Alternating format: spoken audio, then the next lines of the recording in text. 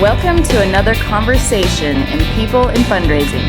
This podcast features interviews with nonprofit professionals who discuss their career journeys, lessons learned, and enthusiasm for working in fundraising. And here is your host, the founder of People in Fundraising, Tim Wilson.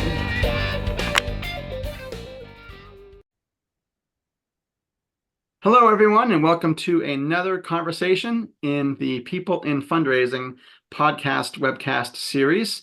It is Monday, September 23rd, 2024. We're closing in on 3 years of doing conversations in this program where I invite guests to talk about their career in social impact nonprofit work, the lessons they've learned, the challenges they've seen, their optimism, and suggestions for future improvement.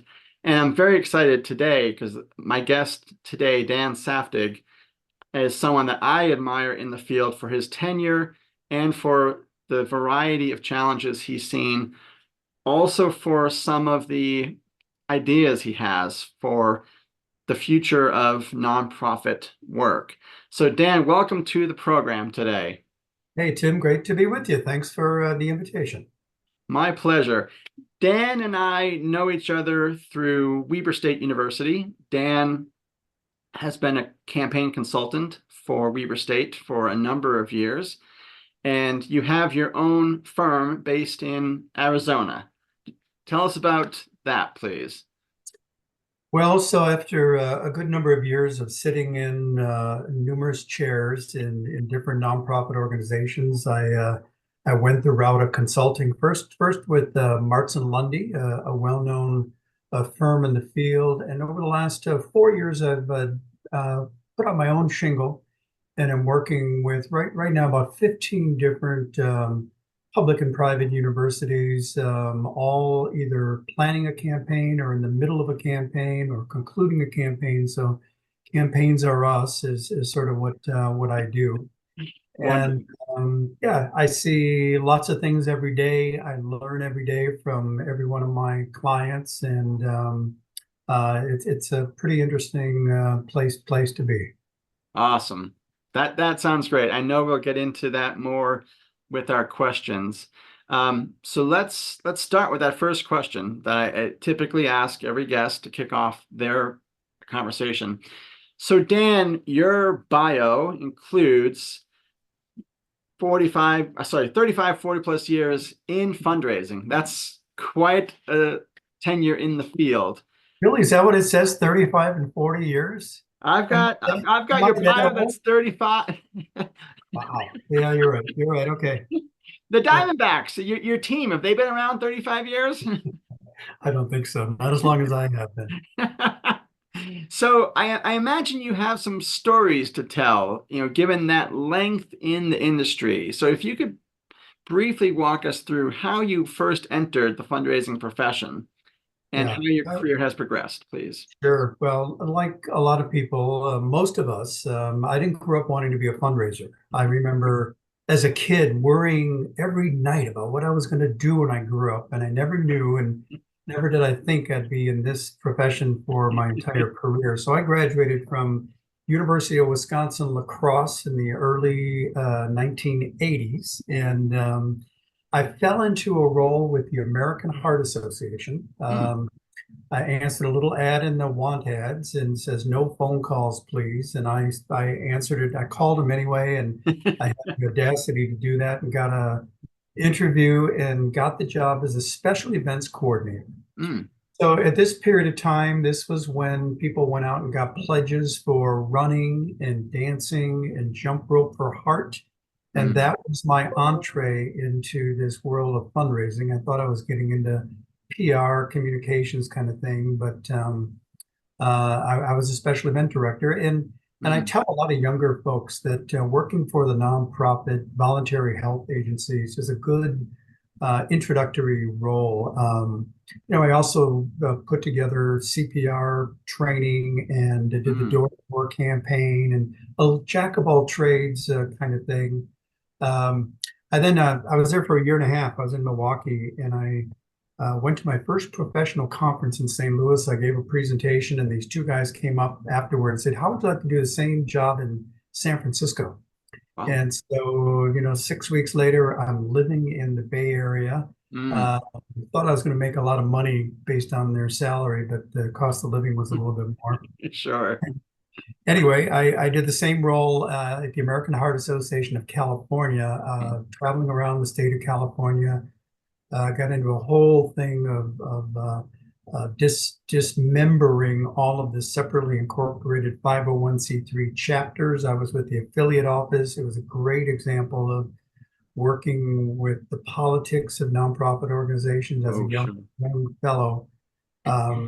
So by this time, kind of figured out this was a career. Early in the career, I was a pioneer in getting my master's degree in nonprofit administration from the University of San Francisco in 1989, and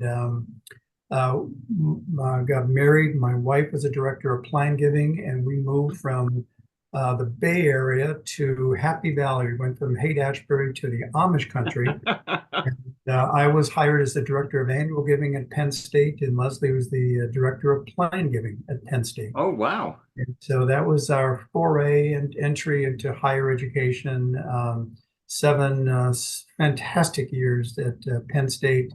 We then, 3 of us from Penn State moved on to the University of Minnesota Medical Foundation, 7 years in the Twin Cities.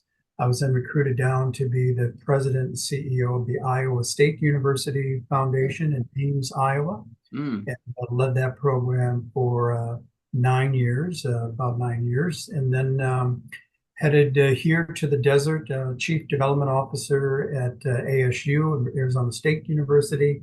And that was a great experience, but then took the call to go into fundraising, to consulting. So it's there's been a few moves in there. It's been an exciting career. It's not, these moves aren't for everyone, but I jumped through windows of opportunity when they came to me. I'm not sure that I ever really looked for a job except for the one at Penn State. After that, they kind of came to me, and I've also realized that I'm a builder. I get bored after a little bit of time. Leslie jokes that it's a good thing I don't have the 7-year itch with my marriage, because I always had the 7-year itch with my job. I moved along, and so anyway, it's been an exciting, enriching career. I've met wonderful, amazing people along the way, and count a lot of friends in all these different stops in these different cities. That's wonderful. Thank you for sharing that journey of your career. Did you meet Leslie through like the philanthropic world, like a conference, or how did you guys meet? Well, she was the director of plan giving at the American Heart Association in California. Okay, And so we worked together. We said we would never ever work in together again, especially after we got married. But the opportunity at Penn State came up, and it was a great thing. Wonderful. I'm glad to hear that. So you were just very kindly mentioning wonderful people, great institutions. I want to pivot in that same theme of interesting environments and great people. I imagine there've been a lot of interesting fundraising projects over your tenure in the field, and you typically have worked for organizations on either side, as a direct senior leader or in the consulting space with organizations preparing for ambitious campaigns, typically the largest in their history. So is there one, or maybe there's one or two that stand out to you as interesting fundraising projects, please? Yeah, there's been quite a few. One that stands out. So when I was still in the Bay Area, I'm a young guy. I transitioned from the American Heart Association to work for CCS, which is a international fundraising consulting firm. At the time, they hired a lot of young guys like me, put me out in the field, and it was my introduction to major gift fundraising. Well, I did a couple of Catholic parish campaigns, which is what CCS did and probably still does. And then I was assigned to a campaign for the Vatican, as in Rome. And this is going to sound crazy, but it was a campaign to raise $5 million for a new telescope for the Vatican. Wow. So going back to the 1600s, there was the Papal Observatory in Castel Gandolfo, Yeah. former Papal Palace, and Jesuit astrophysicists. Now, you've got to kind of follow all these dots. It's an unusual thing. They've been looking in the heavens for a couple hundred years, several hundred years. Yeah. And light pollution in Rome got so bad that they needed a new telescope, but they were going to build it in connection with the University of Arizona on Mount Graham outside of Tucson. Oh, wow. And so my job was to identify, work with wealthy Catholics with an interest in science, and the smallest gift that was going to be made was $100,000. And so I traveled the country meeting with these prospects, and it was the ultimate in donor recognition because we flew over all of the $100,000 donors to Rome for a private audience with Pope John Paul II. How Oh, about my that? goodness. And Wow. lo and behold, we raised more than $5 million. The telescope stands just a couple of 100 miles south of me. But I always Yeah. thought that, if I can raise money for a new telescope for the Vatican, the Pope scope is called, then I think we can put together a case for just about anything with the right prospects. And so that campaign always stands out in my mind. It's as one for the ages. Oh, certainly. Well, I grew up Catholic, so that story warms my heart. Thank you for sharing Yeah. that. Yes, you That's bet. fantastic. There's been many others, big scale, comprehensive campaigns, in the billion-dollar categories, and many smaller. But Hmm. they're a lot of fun. They're a lot of work. It takes a real team to put them all together. And I've been fortunate to work with a lot of outstanding professionals in all of my stops along the way. Yeah, absolutely. Thank you for sharing that story. That's great. Yeah. And again, with your consulting space and the institutions you've worked at, and I think being active in the industry, I imagine that you've been privy to sort of the good, the bad, and the ugly of organizations in the nonprofit world. What what do you what have you seen and experienced, and what are some, as a specific follow-up, what are some specific trends that you see, either things you're concerned about or maybe others that you're optimistic about those trend lines, please? Well, that's a big, wide-ranging question, but I'll do my best. I mean, it's been interesting over the course of a career to see the evolution of fundraising. So when I got started way back when, it was the go-go years of fundraising. I mean, we were in our adolescence, just really getting started with professional fundraising and segmenting audiences, and this was the time when you would send out direct mail to donors and get a 20% response. Mm. You would send direct mail to non-donors and get a 2% response. Right. Telemarketing was, the way of the future. Another interesting campaign at Penn State, we sent out something like 2,000 VHS tapes for the new Bryce Jordan Center that we sent out to prospective donors, and had students call and ask for gifts over the telephone of $25,000, $5,000 a year, paid them over 5 years. Mm. Raised about $3 million in a project like that. And I think of that now, it seems so antiquated and old-fashioned, but it worked. And Right, right. so, for all those years, we've just seen year after year was better and better, hockey stick kind of graphs, showing the next year, and it was boom time. And, you know, Yeah. we come to a period now that fundraising profession is now in its adult years, and we are now facing adult-like challenges Yeah. with a much more sophisticated donor public. Fewer, greatest generation donors who would give out of loyalty and unrestricted support for the good of the cause. I mean, you don't see that too much. I think, we're seeing, there's also a lot more competition, something like 1.5 million 501c3 organizations in this country. Mm. And, one of the things that we should be quite concerned about, I am, um, on the good side, we're still raising a whole lot of money. Record amounts every year, $4.8 billion, I think, in 2023.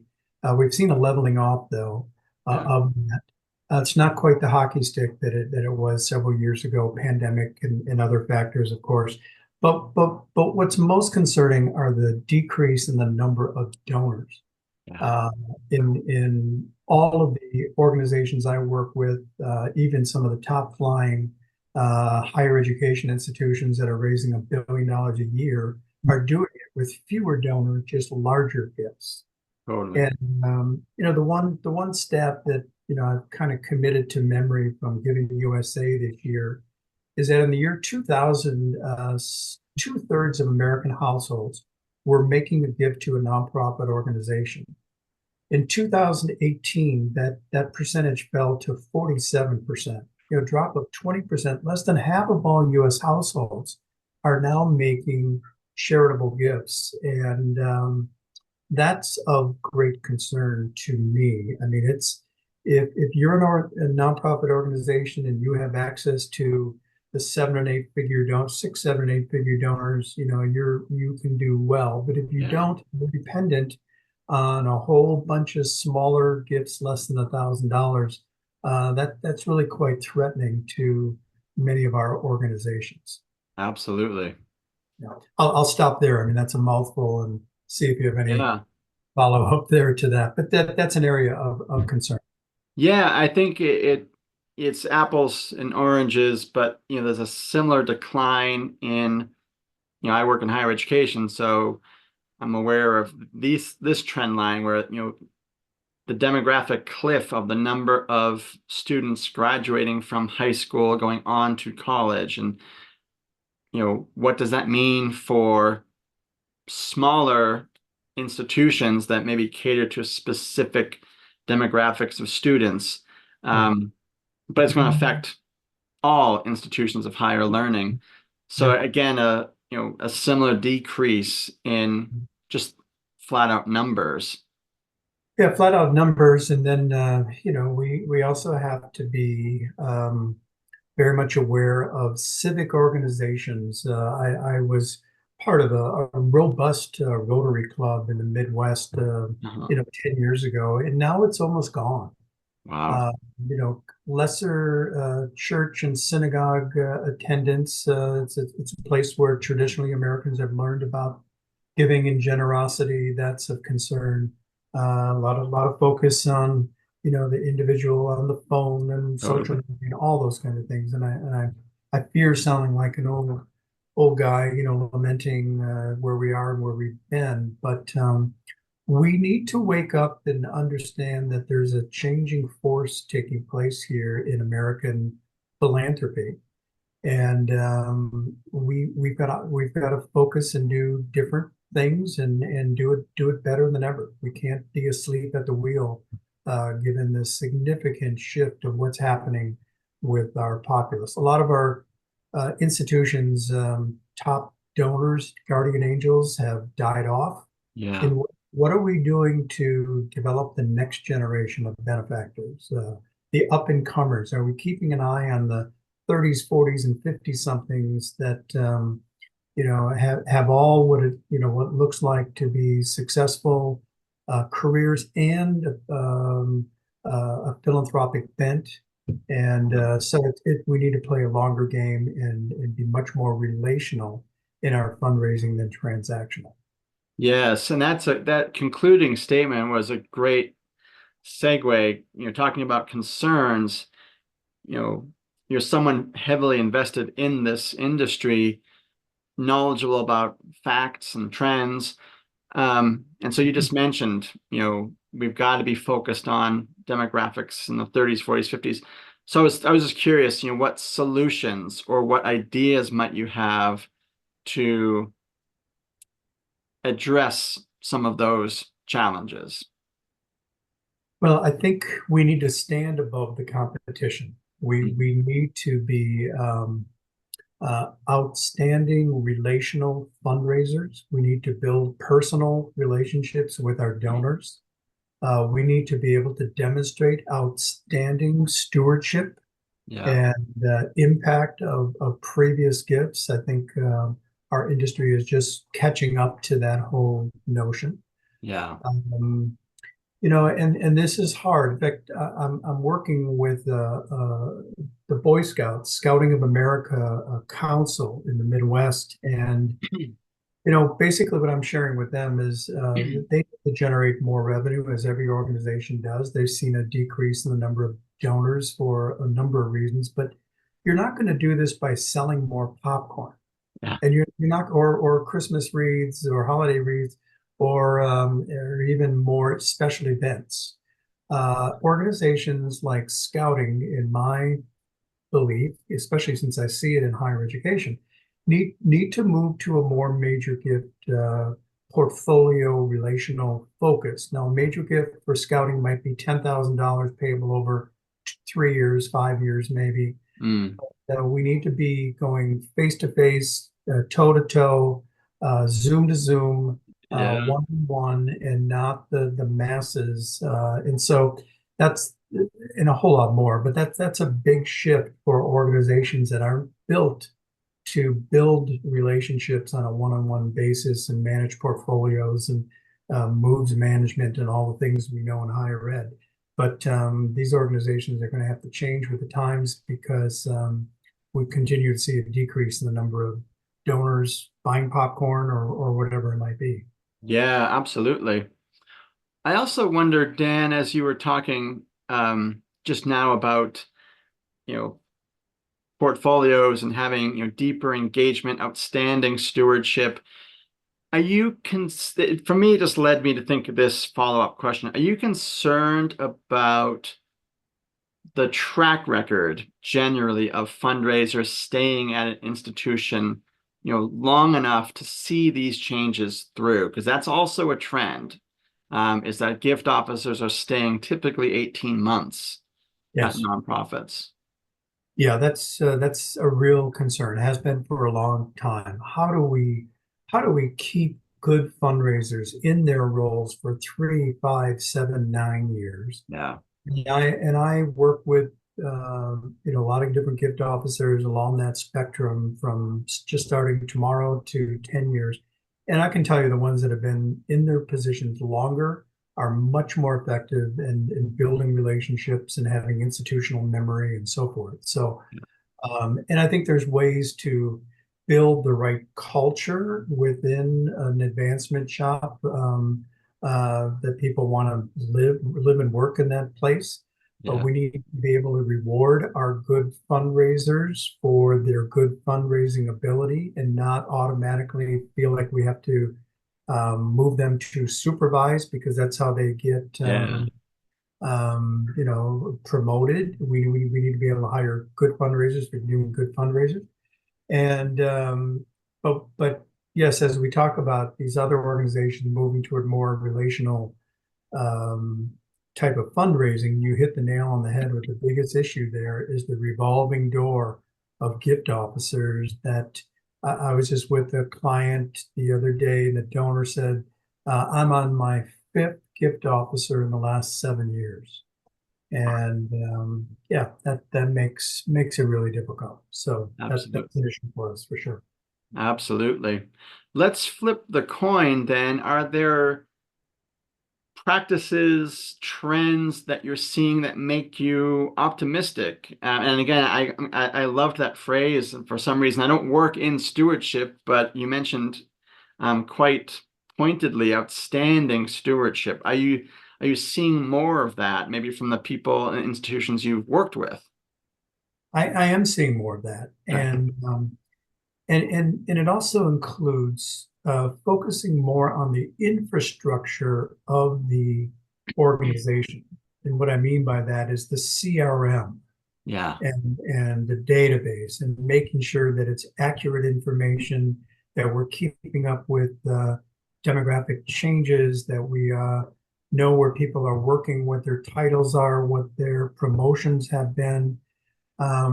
One of the areas that is really a problem in many universities is they may have 4 or 5 thousand different gift accounts, Mm. which creates an accounting nightmare. Yeah. And making sure that those gifts are spent and spent according to donor intent. And Yeah. so I want to see a compliance officer in an advancement shop to make sure that these gifts are spent according to donor intent and all of that. So yeah, stewardship for sure. And the most successful fundraising organizations now are laser focused on leadership gifts. Hmm. Yeah. Those individuals who can, the wealth distribution in this country is another huge trend. Yeah. And, a lot of people have made a lot of money over the last 15 to 20 years. And we need to know who they are, where they are. We need to know about them. And we need to work to build relationships with those individuals that have some connection to our organization and build that relationship. And the most successful fundraising organizations are doing that. And I'm seeing more and more smaller organizations come to recognize that the real opportunity is in that major gift arena. Now, at the same time, with every nonprofit organization catching religion on that, these people of wealth are also holding up the stiff arm and Right. pushing people back. So that's an issue as well. But I think we're just so much smarter, better, working more efficiently with technology than we were any number of years ago. And we need to continue to grow and become better and better as we go along. I would also add, we need to make really clear that we have a really compelling case for support. Mm. I see Yeah. a lot of cases that are old and moldy and really aren't that intriguing, not that compelling. And so I'm looking for a little sizzle with the steak. It has to be true and honest, but show me some big ideas, some big idea thinking that will help solve. And a case statement also has to have a problem Yeah. problem to solve. And too often we're too reluctant to say anything that's not working, Yeah. and we need to also be real and say this is a trend we're very concerned about. How young men are being left behind, and Yeah. therefore scouting is more important than ever, or whatever the example would be. Yeah. So case for support is critically important. Absolutely. That just reminded me, I was at a meeting in Ogden at Weber State earlier today, and we saw a slide about a slightly good trend, at least for Weber State, trying to attract and retain people that are 25 years and older and have not finished their degree. But as we also heard from our vice president, that is a very competitive market. So just to your point about, institutions will get religion on these best practices. All the institutions are getting religion on, hey, this is a very specific and attractive demographic for us to go after. So it's a very competitive market. Getting students in, very competitive market. Messaging, attracting, and retaining them as alumni and donors too. Yeah, there was just a pretty good story in the recent Chronicle of Higher Education about how today's students view their college experience as much more transactional Yeah. than relational, kind of as customers. What are you going to do for me? Yeah. And, that's interesting to think about. I think there's some truth to that. But when you talk about returning adult students, they're not the ones who are living in the dorms and being in or maybe member of fraternity and going to football games and so forth. That's a pretty transactional Yeah. experience for returning adult students. And that's a little bit tougher nut to crack when it comes to philanthropy from that group. However, I do think we need to point out to them and all students the generosity from alumni and friends that are making their experience possible, and educate them to our best ability while they are still students on what would Weber State, for instance, look like without philanthropy on campus. I know there's a number of facilities and there's hundreds and hundreds of scholarships that wouldn't be available, and so we need to continually make our case. And when we get tired of hearing ourselves talk, that's when we know we're doing the right thing. But we have new audiences all the time. We can't take for granted that people understand what the case for support, case for philanthropy is in not just higher education, but I think in healthcare and in social service agencies and arts organizations and all the rest. We need to keep that flame alive and tell that story well. And we need to be good storytellers, not just facts and figures, but we be able to tell stories through video, through presentations and so forth, to pull up my heartstrings, Yes. not just tell me facts and figures. Yes, absolutely. Those are great insights. Thank you, Dan, for sharing those. Sure, you bet. I'll cut this out. I have software. My charger is actually not on. So I'll be right back. Okay. That was easy. All right. So Good. I'll just I've got a snipping tool. I can snip it all together. So Yep. Let's not miss a beat. Thank you. So yeah, Dan, thank you. I was struck as you talked about the attributes of well-functioning institutions, as well as the attributes you talked about in terms of practices. And that leads me to this question. I'm very curious, from your experience, I would love to hear what you could share in terms of best attributes of some of the most successful, engaging fundraisers that you have encountered in your career, please. You bet. And I think I can identify really top-notch fundraisers pretty quickly. And one of the questions in my mind often when I meet gift officers and others, including university presidents and other CEOs of other organizations, is this a person that I would want to have a 2-hour dinner with? Yeah. Can this person carry a conversation, ask great questions, know a little bit about everything, be able to change direction, read the room, read body language, be able to do all those things to make the prospective donor interested, feel good about the conversation, hear about what's happening, and feel good about it. That's kind of what I'm looking for. Yeah. In that, and then that would kind of answer the question you asked is top folks, and I kind of put all that into this bucket of emotional intelligence. Sure. I've enjoyed reading more and more. In fact, here's Travis Bradbury, Emotional Intelligence Habits is a really good one. I'm reading a book right now, a little book report. This is the David Brooks book, on how to know a person. Yes. Kinds of curiosity in the questions you ask an individual. So you're familiar with this. I read it in the spring. I saw David Brooks at Weber State about 6 weeks before the pandemic. Oh. And very captivating, finger on the pulse, uh, super inquisitive person. And yeah, that book is amazing.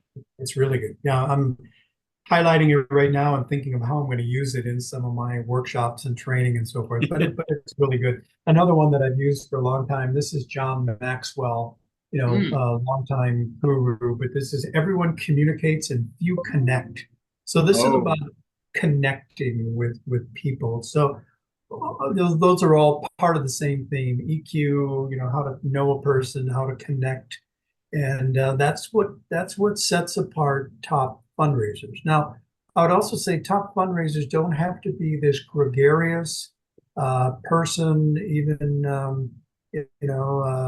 bubbly and all of that. No, we need all kinds, but they do need to know how to be authentic and interested in other people.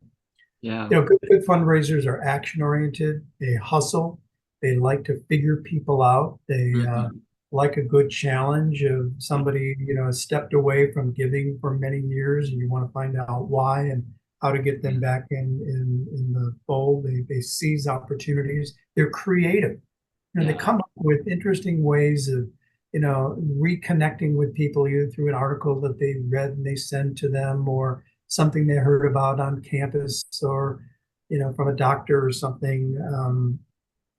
These good fundraisers also, that's the field of play. If we're in football, that's the field of play. But how good are they in the huddle? Are they good team players on campus or whatever organization they're part of? Always looking for that. Strong communicator, good writer, good presenter. And again, it kind of comes back to, is this a person that I would want to spend time with and that I would trust in giving to this organization? So those are just a few quick thoughts on the topic. I really like those attributes. And I think the problem solver, the creativity, the naturally curious and inquisitive, being able to connect. So thank you for sharing those. From my side of the table in prospect development, as I've worked with hundreds of fundraisers over time, one thing I've always wondered, and which leads me to a follow-up, um, I just wonder how they handle stress. Like literally, how do they sleep at night sometimes? So I know that's not for me. And you mentioned, at the beginning of your response, how good do they read the room? Can they pivot? Are they acting transactionally or transformationally? Are they asking good questions? Is there a way that you maybe can suss out how they handle stress? Well, I think a good gift officer, a good fundraiser needs to be very comfortable with a goal, with Yeah, metrics. I mean, in any family member that we have that's in sales, they live and die by their monthly reports, their quarterly numbers. In many ways, we in the nonprofit world are under less stress than many in the for-profit world who are in direct sales. yeah, So there is stress. I mean, there are presidents and deans and heads of departments that are expecting one to meet their numbers. But good fundraisers need to embrace it, not run from it. They can't make excuses for why they can't get to these numbers. They yeah, need to, make luck happen. They need to get out there and make calls. They can't justify spending all their time on campus because of this meeting or this task force and so forth. No, a real top fundraiser knows what he or she needs to do and goes out there and tries to make things happen. And yeah, a good leader of fundraisers, you need metrics just to make sure that we're externally focused. And a good leader recognizes that this gift officer is doing all the right things. But a lot of times, the difference between a very successful year and one that's not is the decision by one or two people. yeah, And if we did everything we could to try to get that gift over the finish line in this fiscal year, but it just didn't happen because the donor wasn't ready, uh, good fundraising managers know that and reward their team for that. But we just need folks who are out there who want to make stuff happen and Yes. aren't afraid of no's. So that's part of the gig, as they say. Yes. Excellent. Well, thank you for that follow-up response. My last question here, and it dovetails nicely with, you got a beautiful library behind you, and you've been holding up some books. I'm going to hold up this one here. This is by Patrick Lencioni, The Ideal Team Player. Yeah. And that book came to my attention through you, Dan. Thank you. And there Yeah. was also another book by Patrick Lencioni that we had read at Weber State. So I know, and I think it looks like you're reaching for it here. Oh, I'm ready for you. Yeah.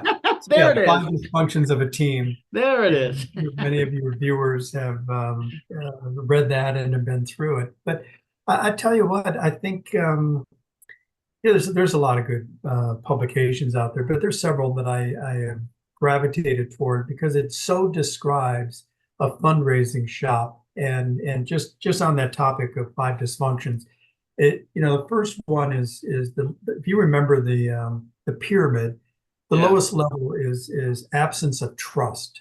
So if an organization does not trust one another, nothing else happens. And then the second one feeds off of that is its fear of conflict. Uh-huh. And I can tell you from the town to town that I travel to in all these different shops, I'm like a sociologist. I'm watching what's going on in these places. You know, the heads around the table are all nodding, yes, oh yes, that's a great idea. And then they leave the room and they say, what a dumb idea. And the lack of in Minnesota, we would call this Minnesota nice, Yes. and a little passive aggressive, and so good leaders mine for conflict. They get the issues out on the table. If everybody trusts one another, you have good dialogue and constructive feedback, and that's when you build stronger programs. And then the other, lack of commitment, avoidance of accountability, inattention to results, those all feed right up the ladder in fundraising shops. So I won't spend much more time on that, but I would encourage your viewers to pay a little bit of attention to this allegory of that story. Lencioni writes allegories, I think they're called stories, Yes. and applies these principles to them, and you can see your own shop and the players in your shop when you read these stories. Absolutely. And at Weber State, we read both of those books. We took the assessment about that pyramid, Right. and we all got the results back and had a dialogue about the results. Like, does this feel accurate? So, at the individual level, reading it and then taking the assessment and analyzing it as a team has been helpful. So thank you for kind of cracking that nut with us. Yeah, you bet. And the ideal team player, the book that you held up by Lencioni, the real takeaway from that is as we're looking to hire folks into our shop, we're looking for humble, hungry, and smart. Yes. Humble, hungry, and smart. And that's essentially what this whole approach is. And it describes what humble means, what hungry means, as I was just saying that a little bit earlier. And then smart. And I as I read through that, the smart is not IQ necessarily, it's EQ. And knowing how to interact with, little old ladies as well as hotshot entrepreneurs and everybody in between, and how to respond to difficult things and how to hold yourself together and all of that. And so that's the smart part of it. But humble, hungry, and smart, the ideal team player is a good mantra. Absolutely. Absolutely.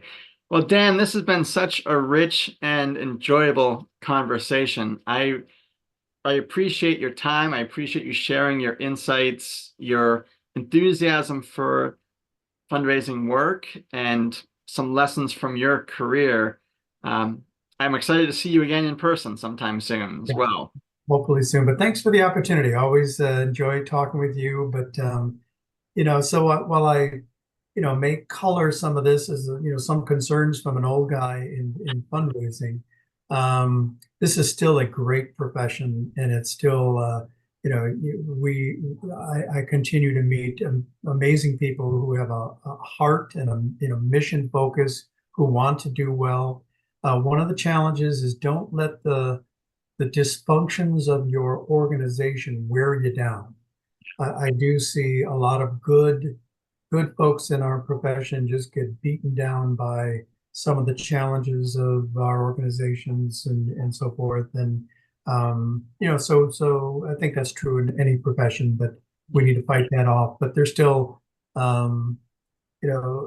we still have, as good as we are in raising money, generally speaking, we're still at 2% of what people give every year, 2% of their disposable income. Think of what we could do. We could move it to 3% or 4%, 5%. Lot of opportunity out there, and a lot of exciting opportunities to do that. So, absolutely, that's a great concluding commentary. Thank you, Dan. You bet. And for our audience, you'll be able to find Dan's conversation on LinkedIn and YouTube, as well as Spotify and Podbean in October 2024. And Dan, again, thank you so much for your time. Go Diamondbacks, and I'm excited to see you again in person. All right. Thanks, Tim. See you. Thank you. Bye-bye.